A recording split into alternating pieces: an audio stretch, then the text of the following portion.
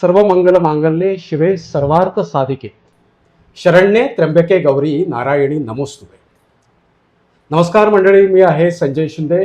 Sky news टुडेच्या माध्यमातून मी तुमच्या सर्वांचं नवरात्रीच्या निमित्तानं हार्दिक हार्दिक स्वागत करतो. मित्रांनो, नवरात्र उत्सव सगळीकडे अत्यंत धूमधडाक्यामध्ये सुरू आहे. आता नवदुर्गा म्हटल्यानंतर देवीची नवरूपं आपण म्हणतो, नवरूपं आपण आठवतो. पण मी तर असं म्हणतोय की ह्या नवरूपांपलीकडे सुद्धा 10वं रूप म्हणजे आजची स्त्री. आणि म्हणून आज स्काय न्यूज टुडेच्या माध्यमातून आपण अशा काही स्त्रींच्या मुलाखती घेतो आहोत, अशा काही स्त्रींची गप्पा मारतो आहोत की ज्या स्त्रियांनी काहीतरी हटके करण्याचा प्रयत्न केलेला आहे. आणि आज सुद्धा या ठिकाणी वैद्य नूतन गावडे मॅडम यांची आपण भेट घेतोय, त्यांच्याशी गप्पा मारतोय. मी सुरुवातीला त्यांचं स्वागत करतो. मॅडम, तुमचं हार्दिक हार्दिक स्वागत आहे आणि नवरात्रीच्या तुम्हाला हार्दिक हार्दिक शुभेच्छा. थँक्यू. तुम्हाला पण थँक्यू. मॅडम, माझा पहिला प्रश्न असा आहे तुम्हाला की तुमचं शिक्षण किंवा तुम्ही मूळ कुठल्या किंवा जन्म कुठे झाला हे जर आमच्या श्रोत्यांना प्रेक्षकांना सांगितलं तर बरोबर. हो, नक्कीच. माझं मूळ गाव मालवण तालुक्यातलं साळेल नांगरभाट. ओके. तिथेच माझं 1ली ते 4थी हे प्राथमिक शिक्षण झालं आणि 5वी ते 10वी हे माध्यमिक शिक्षण माझं चौके हायस्कूल तिथे झालं. आणि 11वी 12वी नाशिकला आणि तिथून पुढे मग पदवी शिक्षण हे सावंतवाडी कॉलेजला झालं. ओके. म्हणजे नाशिकला आयुर्वेदिक कॉलेज आहे म्हणून तुम्ही तिथे शिक्षण घेतलं की कसं काय? नाही, ऍक्च्युली नाशिकला माझे काका असतात आणि त्यांच्याकडे शिक्षणासाठी म्हणून 11वी 12वी फक्त तिथे. आणि बाकी पदवी शिक्षण जे आहे आयुर्वेदाचं ते भाईसाहेब सावंत आयुर्वेद कॉलेज जे आहे सावंतवाडीचं तिथे घेतलं. बरं, मला सांगा की ज्यावेळी तुम्ही आपलं माध्यमिक शिक्षण घेत होता त्यावेळी तुमच्या मनामध्ये होतं की आपल्याला पुढे जाऊन वैद्यक क्षेत्रामध्ये पाऊल ठेवायचं आहे किंवा रुग्णांची आपल्याला सेवा करायची आहे, असं काही ठरवलं होतं का पूर्वी? हा, म्हणजे माध्यमिक शिक्षण घेतानाच नाही तर त्याच्या खूप आधी ठरलं होतं हे. कारण यामागे एक गोष्ट अशी आहे की माझे बाबा, मी एक अंगणवाडीमध्ये असताना वगैरे वारले आजाराने. तर ते म्हणाले होते आईला की माझी ट्रीटमेंट माझी मुलगी डॉक्टर होऊन करणार आणि मी बरा होणार. सो ते मला आईने सांगितलं होतं आणि ते मनात एवढं बिंबलं होतं की नाही, मला डॉक्टरच व्हायचंय आणि असे जे काही रुग्ण आहेत ज्यांना खरंच गरज आहे उपचारांची त्यांना उपचार देऊन बरं करायचंय. त्यामुळे ते स्वप्न होतं. हां, आणि खरं तर रुग्णसेवा म्हणजे ईश्वर सेवा आहे, परमेश्वराची सेवा आहे. पण कसं होतं, बऱ्याच वेळा ही नवीन पिढी जी असते ही थोडीशी मेडिकल किंवा मेडिसिन म्हणा किंवा ॲलोपॅथी किंवा इतर काही ठिकाणी जाते. पण खूप कमी लोक, म्हणजे मला तर असं वाटतं, म्हणजे माझं ऑब्झर्वेशन तुम्हाला सांगतो की खूप कमी लोक आयुर्वेदिककडे वळतात. तर आयुर्वेदिक डॉक्टर होण्यामागचं तुमचं काय भूमिका होती किंवा काय तुम्हाला वाटत होतं की आयुर्वेदिक मधूनच आपण पुढे शिक्षण घ्यावं असं तुम्हाला का वाटलं? खरं सांगायचं तर असं मुळात ठरवलं नव्हतं की आयुर्वेदाकडेच यायचं. 12वीला तेवढे पर्सेंटेज नाही मिळाले की मला MBBS ला ऍडमिशन मिळेल आणि मी BMS ला आले. पण ऍक्च्युली BMS ला आल्यानंतर कळलं की नाही, हेच करायचंय आपल्याला आता आणि करणार तर शुद्ध आयुर्वेदिक चिकित्साच करणार. आणि त्यामुळे मग आयुर्वेदाचीच सेवा करायची, तिथेच त्या पद्धतीने चिकित्सा करायची हे ठरलं केलं. आणि योगायोगाने मला गुरु मिळाले नांदेडला, त्याचे आदरणीय डॉक्टर अविनाश अमृतवाड सर.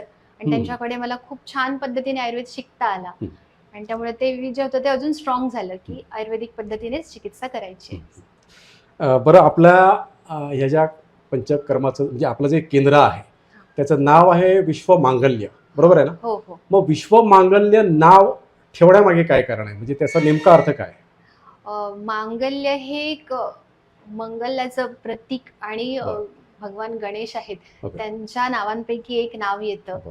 आणि विश्व सुरुवातीला असण्यामागचं कारण असं की मी ज्या परंपरेशी जोडली गेलेली आहे, जी परंपरा आदरणीय राजवैद्य जमदग्नी सरांकडून सुरू होते, तर त्या परंपरेशी जोडली गेल्यामुळे हे विश्व मांगल्य हे नाव स्वीकारले. आणि दादा महाराजांचे आशीर्वाद आहेत त्याच्यामध्ये. विश्वनाथ महाराज रुकडीकर ट्रस्ट आहे कोल्हापूरचे, हे जाऊन त्यांच्या आशीर्वादाने हे नाव घेतलेलं आहे. बरं, आता तुम्ही म्हणजे नेमकं कुठल्या उपचार पद्धती तुमच्याकडे आहेत किंवा कुठले उपचार तुम्ही रुग्णांवरती करता, म्हणजे वैशिष्ट्य तुमची काय आहेत त्याच्या माध्यमातून? यामध्ये आपण सांध्यांचे आजार असतील, हं. मणक्यांचे आजार असतील, आता बरेचसे पेशंट संधिवात, आमवात बरं. असतात आणि लोक बरीच वर्ष पेन किलर घेऊन कंटाळलेली हो. असतात. तर अशा लोकांमध्ये आपण संपूर्णतः आयुर्वेदिक चिकित्सा करून त्यांना बरं करतोय. शिवाय पोटाचे आजार असतील, मूळव्याध असेल, खूप दिवसांची पोटदुखी असेल, अजीर्ण असेल वारंवार होणारं, किंवा स्त्रियांचे आजार असतील, मासिक पाळी संबंधीचे आजार, ह्या अशा बऱ्याचशा आजारांवरती आपण पूर्णतः आयुर्वेदिक पद्धतीने ट्रीटमेंट करतो इथे. अ, आता कसं होतं थोडंसं, म्हणजे रुग्णांचा म्हणा किंवा सर्वसामान्य लोकांचा एक दृष्टिकोन असतो की ॲलोपॅथी किंवा होमिओपॅथीकडे गेल्यानंतर आपल्याला लगेच बरं वाटतं, म्हणजे त्यांना लगेच बरं वाटतं, इन्स्टंट जग झालेलं आहे थोडक्यात तुम्हाला सांगायचं म्हणजे. पण मग आयुर्वेदिककडे ज्यावेळी पेशंट होतं त्यावेळी तो काय विचार करतो की आपल्याला बाबा आयुर्वेदिक उपचार केल्यानंतर लगेच बरं वाटत नाही, त्याला थोडासा कालावधी लागतो, पण निश्चित त्याला गुण मिळतो, हे तर निश्चित आहे. तर याबाबत तुम्ही काय सांगाल की आयुर्वेदिककडे वळायचं किंवा ॲलोपॅथी होमिओपॅथीकडे वळायचं, हे काय तुम्ही या संदर्भात तुम्ही लोकांना सांगाल असं? कसं आहे, खरं तर प्रत्येक शास्त्राची आपली आपली तत्व आहेत, प्रिन्सिपल्स आहेत. तर प्रत्येक पॅथी तिच्या ठिकाणी योग्यच आहे. पण आयुर्वेदामध्ये उशिरा रिझल्ट येतो असं म्हणण्यापेक्षा आयुर्वेदामध्ये रिझल्ट इमर्जन्सीलाही काम करतं, फक्त योग्य तिथे निदान होणं आवश्यक आहे. औषधी घेणाऱ्याची श्रद्धाही आवश्यक आहे तेवढीच. प्लस आयुर्वेदामध्ये परमनंट रिझल्ट मिळतो, कारण आयुर्वेदामध्ये तुमची दिनचर्या बदलली जाते. जिथे रोगाचं मूळ कारण आहे ते शोधून तिथे बदल केले जातात आणि म्हणून परमनंट रिझल्ट मिळतो. तर इन्स्टंटच्या मागे लागण्यापेक्षा लोकांनी जर त्याचं मूळ कारण शोधून जर ट्रीटमेंट घेतली तर त्याचा जास्त फायदा होईल. हां, म्हणजे इन्स्टंटच्या मागे न लागता हा, आयुर्वेदचा अंगीकार जर केला तर तुम्हाला पूर्ण बरं, म्हणजे कधीही भविष्यामध्ये तो जो रोग आहे तो पुन्हा उद्भवणारच हा. नाही, म्हणजे मुळात जाऊन तुमची ही उपचार पद्धती आहे असं म्हणजे तुम्ही. आयुर्वेदाचा जो मूळ उद्देश आहे तो आहे की स्वस्थस्य स्वास्थ्य रक्षणम हो. आणि आतुरस्य विकार प्रशमनम. जिथे पहिला उद्देश आहे तो की जे स्वस्थ व्यक्ती आहेत त्यांच्या स्वास्थ्याचं रक्षण करायचंय आणि जे आजारी आहेत त्यांचे विकार आहेत ते कमी कमी करायचे. करायचं. त्यामुळे इथे स्वास्थ्य रक्षणासाठी असणारी दिनचर्या, ऋतुचर्या, त्याचे काही नियम येतात आणि ते जर तुम्ही पाळलात तर आजारी पडण्याची भीतीच नाही, उरत नाही. बरं, ह्या व्यवसायाला तुम्ही आता किती म्हणजे कालावधी झाला, किती दिवस झाले आपण सुरू केला आहे? इथे स्वतःचं क्लिनिक सुरू केल्यानंतर मला आता 1 वर्ष पूर्ण होईल. अच्छा. त्या 1 नोव्हेंबरला 1 नोव्हेंबर 2023ला आपण इथे उद्घाटन केलं मेढ्यामध्ये. बरं. आणि तिथपासून आजतागत बऱ्याच रुग्णांनी याचा फायदा घेतलेला आहे. जवळपास 40 पेशंटनी पंचकर्माचा लाभ घेतलेला आहे आणि अजून हे चालू आहे आता. मॅडम, तुम्हाला मी काही थोडेसे वेगळे प्रश्न विचारतो अशासाठी की म्हणजे हा जो तुमचा आता आयुर्वेदिक असेल किंवा ही उपचार पद्धती असेल, याही व्यतिरिक्त थोडंसं समाजाशी निगडीत असे काही मी प्रश्न तुम्हाला विचारतो. हो. त्यातला पहिला प्रश्न असा आहे की सध्या तरुणाई जी आहे किंवा तरुण मुलं आहेत, तरुण मंडळी जी आहेत, ती फास्ट फूड किंवा जंक फूडच्या माध्यमाकडे वळते जास्त. म्हणजे त्यांना आवड म्हणा किंवा त्यांची अभिरुची बदललेली म्हणा किंवा काहीही म्हणा, पण मग ते केल्यानंतर त्यांच्यावरती जे पुढे दुष्परिणाम होतात ते होऊ नयेत म्हणून तुम्ही ह्या तरुण पिढीला काय सांगाल? नक्कीच तरुण पिढी तसं का करते ह्याचा विचार पहिला आपण करणं आवश्यक आहे. म्हणजे कोणालाही नाही आवडणार की ह्याचा दुष्परिणाम होतोय माझ्या शरीरावर, तरीही मुद्दाम मी जाऊन खाईन. जिभेला चवच नसेल तर माणूस आपोआप त्या गोष्टींकडे वळणार आहे. म्हणजे त्यांनाही समजून घेणं आवश्यक आहे आपण की नेमकं काय होतंय, कुठे तो ताप आहे का मुरलेला की ज्याच्यामुळे त्याचा परिणाम स्वरूप त्यांना ते चटकदार खायची इच्छा होते आहे.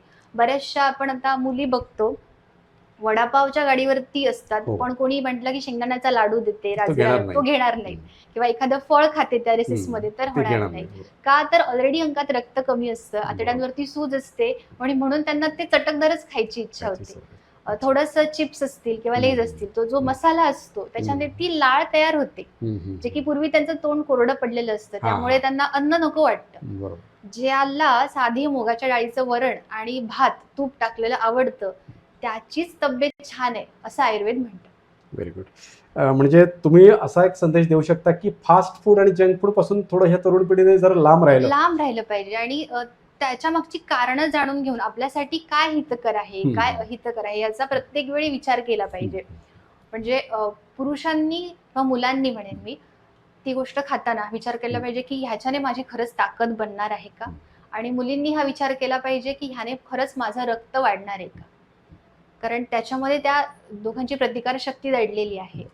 आणि तो सारासार विचार जर त्यांनी केला, तर नक्कीच ह्या जंक फूडपासून ते लांब राहतील. आणि पालकांची सुद्धा भूमिका खूप महत्त्वाची आहे, कारण बऱ्याच ठिकाणी कसं होतं, घरामध्ये पालकच घरात आणून हे असे पदार्थ खात असतात आणि त्याचा नॅचरली परिणाम मुलांवरती होतो. आपसुकच म्हणजे आहे. म्हणजे पालकांनी सुद्धा कुठेतरी आपल्यावरती कंट्रोल ठेवलं पाहिजे, हे तुम्ही सांगाल? हो. नक्कीच. कारण पालकांचा आजकाल हा प्रश्न असतो, की हिची किंवा ह्याची तब्येत बनत नाहीये, काय देऊ खायला? बरोबर.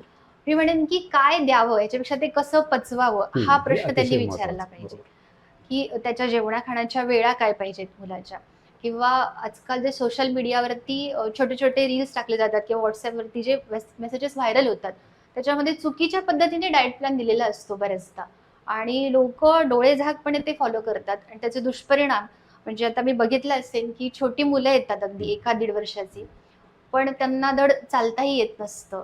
विचारलं तर सफरचंद ते स्मॅश करून दिलेलं असतं, दूध बिस्किट घालून दिलेलं असतं, पॅक फूड दिलेले असतात. तर त्याचा त्याच्यावरती परिणाम होत असतो त्या बाळावरती आणि त्याचं पोषण कुठेतरी खुंटत असतं. आपण म्हणतो, की भरपूर सारे त्याला प्रोटीन्स जातायत, कार्बोहायड्रेट्स जातायत, पण ते त्याला पचतच नसतील तर देऊन काय फायदा ना? हो. त्यामुळे तो देखील पालकांनी विचार केला विचार पाहिजे, केला की पाहिजे. आपण जे अगदी देतोय ते खरंच त्याला पचतंय का? अगदी बरोबर आहे. आणखी एक या संदर्भातलाच प्रश्न मॅडम मी तुम्हाला विचारतो, की एकीकडे मानवी आयुर्मान वाढतंय, म्हणजे साधारण आता सरासरी जर काढलं तर एक 75-70 पर्यंत माणूस अगदी जातोच आयुष्य त्याचं. पण थोडंसं कसं होतं, की अति व्यायाम किंवा ज्याला आपण जिम, ओव्हर जिमिंग म्हणू किंवा अति स्ट्रेस म्हणू, म्हणजे ज्याला ताण म्हणतो, तो जर घेतला गेला तर तरुण वयात सुद्धा मृत्यूमुखी पडण्याचं प्रमाण हे वाढलेलं आहे. म्हणजे अगदी 20व्या वर्षापासून ते 25व्या वर्ष किंवा 30 ह्या दरम्यानचा जो तरुण आहे, तो मृत्यू पावतोय असं बऱ्याच घटना घडतायत. तर त्यांना तुम्ही काय सांगाल? अ, सगळ्यात पहिलं म्हणजे स्ट्रेस म्हणजे काय आपण समजून घेतलं पाहिजे, की जसे आमचे गुरुवर्य म्हणतात, की anything beyond your energy level is stress. मग इथे एनर्जी लेव्हल वाढवणंच अपेक्षित आहे आपल्याला. आजची तरुण पिढी काय करतेय, की जिम लावणं किंवा ओव्हर एक्सरसाइज करणं. शास्त्र सांगतं, की अर्धशक्त्या व्यायाम झाला पाहिजे. की जे तुमच्या कपाळावरती घाम येतोय, श्वासगती थोडीशी वाढली आहे, त्यानंतर तुम्ही थांबलं पाहिजे. पण आजकालचं जे जिम कल्चर आलंय तिथे पॅक बंद खोली, लाऊड म्युझिक आणि एसी. त्याच्यामध्ये तुम्हाला घाम येत नाही. त्या म्युझिकमुळे हृदयाचा वेग वाढलाय, दम लागलाय हे कळत नाही आणि त्यामुळे लिमिटच्या बाहेर व्यायाम होतो. व्यायामाच्या वेळाही बऱ्याचदा चुकतात. खरं तर व्यायाम हा सकाळी उपाशी पोटी एक सूर्योदय झाल्यानंतर ऊन वाढण्याच्या अगोदर होणं गरजेचं आहे. जो की मुंबईसारख्या शहरामध्ये पण म्हणा किंवा आपल्या गावी पण म्हणा, कॉलेज वगैरे सगळं आटपलं की संध्याकाळच्या वेळेत जिम जॉईन केली जाते. तर ह्या सगळ्यामुळे हार्ट अटॅकचं प्रमाण वाढतं. खूप छान माहिती देत आहे मॅडम तुम्ही आमच्या तरुणाईला विशेष करून. आणखी एक म्हणजे समाज माध्यमावरती एक परिणाम करणारी म्हणा किंवा ज्याची चर्चा सध्या आहे सुरू, ते काय प्रश्न मी तुम्हाला विचारतो, की स्त्रियांवरचे जे वाढते अत्याचार आहेत, म्हणजे जर तुम्ही बघितलं असेल की बदलापूर असेल किंवा हल्ली एक 2-3 दिवसापूर्वी पुण्याला तशीच एक घटना घडलेली आहे. तर ह्या संदर्भामध्ये काय होतंय नेमकं? म्हणजे कुठेतरी मुलांमध्ये म्हणा किंवा पालकांमध्ये म्हणा जनजागृती करण्याची गरज आहे, की काय कुठे आपला हा समाज कुठल्या दिशेने चालतोय? म्हणजे ह्या संदर्भात तुम्ही काय सांगाल, की तुमची या असल्या घटनांकडे बघण्याची तुमचा दृष्टिकोन काय आहे? मला असं वाटतं की ह्या घटनांच्या बाबतीमध्ये की एकतर स्त्रियांनी स्वसंरक्षणासाठी तयारी करणं खूप गरजेचं आहे ह्या जगात. आणि जन्मलातच कोणी वाईट प्रवृत्ती घेऊन जन्माला येत नाही. आपण काय खातोय, आपण कुठल्या वातावरणात वाढतोय, आपण काय पाहतोय, ह्या सगळ्यांनी ती एक मनोवृत्ती तयार होत असते आणि त्याचं जेव्हा एक पीक लेवल येते ना, तेव्हा अशा प्रकारच्या प्रवृत्ती होतात. त्यामुळे सेल्फ ॲनालिसिस होणं या बाबतीमध्ये खूप गरजेचं आहे, की प्रत्येकाने अगदी समाजातल्या तळागाळापासून ते उच्च पातळीच्या म्हणेन प्रत्येक तळागाळापर्यंतच्या लोकांनी हे विचार केला पाहिजे की मी काय आहे, माझं मन कशात गुंतलंय, माझ्या आजूबाजूचा देश असेल, सध्याचा चालणारा काळ असेल आणि माझं वय असेल, ह्या अनुषंगाने माझी स्थिती काय आहे, हे जरी एक दिवसभरातल्या 2 मिनिटं जरी डोळे झाकून प्रत्येकाने अनालिसिस केलं, तरी कुठेतरी अशा प्रकारचं कृत्य करताना त्याला आठवण होईल की मी आतून कसा आहे, आणि त्याच्यावर खरंच आळा बसेल. स्त्रियांमध्ये म्हणेन की मी ती त्रिधा आहे, जिथे सरस्वती, लक्ष्मी, दुर्गा ही जी 3 तत्व आहेत ती तिच्यात एकत्रितरित्या वास करतात. तर ती ओळखणं प्रत्येक स्त्रीने गरजेचं आहे, की गरजेला तिने हातामध्ये शस्त्र उचलणंच पाहिजे, तिथे ते प्रतिकार तिने केलाच पाहिजे. आणि त्या पद्धतीने आजकाल मुलींची प्रशिक्षणं दिली गेली पाहिजेत, जी की बऱ्याचदा दिली जातात. आणखी एक म्हणजे जो प्रत्येक घरामध्ये एक प्रॉब्लेम आहे की मुलं स्क्रीन टाईम जास्त शेअर करतात किंवा त्यांचं स्क्रीन टाईम जास्त असतो, म्हणजे मोबाईलच्या बाबतीत किंवा टी व्हीच्या बाबतीत असेल, तर तासनतास मुलं ह्या मोबाईलमध्ये असतात. म्हणजे आताची तरुण पिढी कुठे मोकळं बोलत नाही, मग तो एकलकोंडा स्वभाव होणं किंवा त्याच्यातून काहीतरी साईड इफेक्ट्स होणं. तर ह्या संदर्भामध्ये तुम्ही आमच्या पालकांना काय सांगाल? कारण मुळात पालकांचं लक्ष अधिक असायला पाहिजे आपल्या पाल्याकडे, असं आम्हाला कुठेतरी वाटतं. तर तुम्ही आमच्या पालकांना काय सांगाल? मी या बाबतीत म्हणेन असं की बाबा, जिथे जो तक्रार करतो ना तोच खरा अपराधी असतो. म्हणजे आपण तक्रार कधी करायला लागतो, की थोडंसं मूल मोठं झालं आणि आता आपलं ऐकत नाहीये, सतत मोबाईल घेऊन बसतंय, की पालक तक्रार करायला लागतात. अजिबात ऐकत नाही, नुसता मोबाईल घेऊन असतो, खाताना पण. पण त्याला सवय कोणी लावलेली असते? त्याला जन्मल्या जन्मल्या तर माहित नसतं ना मोबाईल काय आहे ते. त्यालाच आपण देतो की रडतोयस बाबा, हा घे मोबाईल घे, माझं तोपर्यंत थोडं काम करेल. त्यामुळे पालकांनी तिथे स्वतःला अटकाव करणं खूप गरजेचं आहे. मान्य आहे की आजकाल बऱ्याचशा स्त्रिया वर्किंग वुमन आहेत, तर तो वेळ मॅनेजमेंट होत नाही. पण आपण ठरवलं पाहिजे की कशाला प्राधान्य द्यायचं आहे. जर स्त्रीकडे 2 कुळांचा उद्धार करण्याची क्षमता आहे, तर एक कुटुंबातली गृहिणी छान असेल तर त्या कुटुंबाचं आरोग्य नक्कीच चांगलं राहतं. तर तिने ते एक जबाबदारी म्हणून की आपलं मूल कशात गुंततंय, ती त्याला सवय नाही लावली पाहिजे, ह्याच्याकडे जातीनं लक्ष देणं गरजेचं आहे. शिवाय त्या आई वडील दोघांनी मिळून हे बघणं खूप गरजेचं आहे. म्हणजे पालकांची भूमिका अत्यंत महत्त्वाची आहे, की पालकांनी स्वतःवरती कंट्रोल ठेवणं खूप गरजेचं आहे. कारण पालकांनी जर कंट्रोल ठेवलं तर साहजिकच, कारण मुलं ही अनुकरण प्रिय असतात, अनुकरण करतात मुलं. त्याच्यामुळे पालकांनी जर स्वतःवर कंट्रोल ठेवलं तर निश्चितपणे मुलं सुद्धा कुठेतरी कंट्रोल ठेवतील. आणि वाचन संस्कृती, म्हणजे मी वाचन क्षेत्राचा असल्यामुळे आम्ही नेहमी वाचन संस्कृतीचं जास्त हे करतो, ज्याला म्हणतात ते प्रमोशन करतो, की मुलांनी वाचलं पाहिजे, पुस्तकं वाचा. मोबाईल कशाला पाहिजे? तुम्ही कुठेतरी पुस्तकाकडे वळलात की निश्चितपणे तुम्हाला हळूहळू का होईना पण मोबाईलचं वेळ कमी होऊ शकतं. काय वाटतं तुम्हाला? पालकांनी या बाबतीमध्ये ना मुलांचं एक मित्र झालं पाहिजे, की जिथे त्यांना सपोर्टची गरज आहे, त्यांना दिशादर्शनाची गरज आहे, तिथे त्यांचं एक मित्र बनून त्यांना दाखवलं पाहिजे. त्यासाठी ती स्वतः ते घेऊन बसलं पाहिजेत आधी, की बघ खरा आनंद कुठे मिळतोय, ह्याच्यातून तुला फायदा आहे का, की तुझ्या वाचनाने तुझं ज्ञान वाढणार आहे का, ह्याच्यावर स्वतः त्याला दाखवतील त्यांच्या अनुकरणातनं, तेव्हा ते मुलं त्या पद्धतीने करतील. खूप छान. पुन्हा एकदा तुमच्या व्यवसायाकडे मी येतो, की ह्या क्षेत्रामध्ये आता तुमची ध्येय काय आहेत? म्हणजे तुम्हाला नेमकं म्हणजे एक व्यवसाय म्हणून तुम्ही हे क्षेत्र निवडलेलं आहात किंवा रुग्णांची सेवा हा सुद्धा त्याच्यामध्ये भाग आहे. पण तुमची आणि ह्याच्या पुढची ध्येय काय आहे? तुम्हाला रुग्णांसाठी म्हणा किंवा या क्षेत्रासाठी काय करायचं आहे? कारण अजूनही तुम्ही खूप लहान आहात, मला वाटतं तुम्ही अनमॅरिड सुद्धा आहात. तर मग काय तुमचं या क्षेत्रामध्ये पुढे काय करायचं आहे किंवा काय ध्येय निश्चित आहे? आयुर्वेद हे जगण्याचं शास्त्र आहे. त्यामुळे लोकांनी त्यांच्या नित्याच्या जीवनामध्ये जर याचा अवलंबन केलं तर ते जास्तीत जास्त निरोगी राहतील. आणि ती आयुर्वेदाबद्दलची जी माहिती आहे ती प्रत्येक समाजापर्यंत मला पोहोचवायची आहे. ह्या माध्यमातून मी जास्तीत जास्त तो प्रयत्न करेन की प्रत्येक स्तरापर्यंत पोहोचण्याचा. एक सुसज्ज पंचकर्म केंद्र आपल्या कोकणासारख्या भागामध्ये उभारावं, अशी देखील या माध्यमातून माझी इच्छा आहे की जास्तीत जास्त लोकांना त्याचा फायदा घेईल. खूप छान.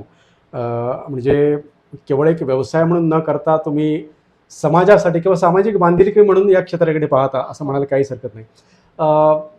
मित्रांनो, खरोखरच मी तुम्हाला सांगितलं की स्त्रीची ही 9 रूपं आहेत, पण हे 10 रूप खूप महत्त्वाचं आहे की आजच्या स्त्रीच्या मनामध्ये समाजाविषयी काय चाललेलं आहे, समाजासाठी आपल्याला काय करायचं आहे, आणि त्या दृष्टीने फोकस करून आजची स्त्री झटते आहे. आणि म्हणूनच जागर स्त्री शक्तीचा आणि गाथा कर्तृत्वाची या मालिकेमध्ये आणि आपल्या स्काय न्यूज टुडेच्या माध्यमातून आम्ही हा मेसेज देतो आहोत की तुम्ही स्वतःला सांभाळा, पण सांभाळत असताना सुद्धा तुम्ही आयुर्वेदचं आचरण निश्चित करा. हेच आजच्या निमित्ताने मी सांगतो. धन्यवाद मॅडम, या ठिकाणी तुम्ही तुमचा अतिशय अमूल्य वेळ आम्हाला दिलात त्याबद्दल स्काय न्यूज टुडेच्या वतीनं मी तुमचे आभार व्यक्त करतो. धन्यवाद.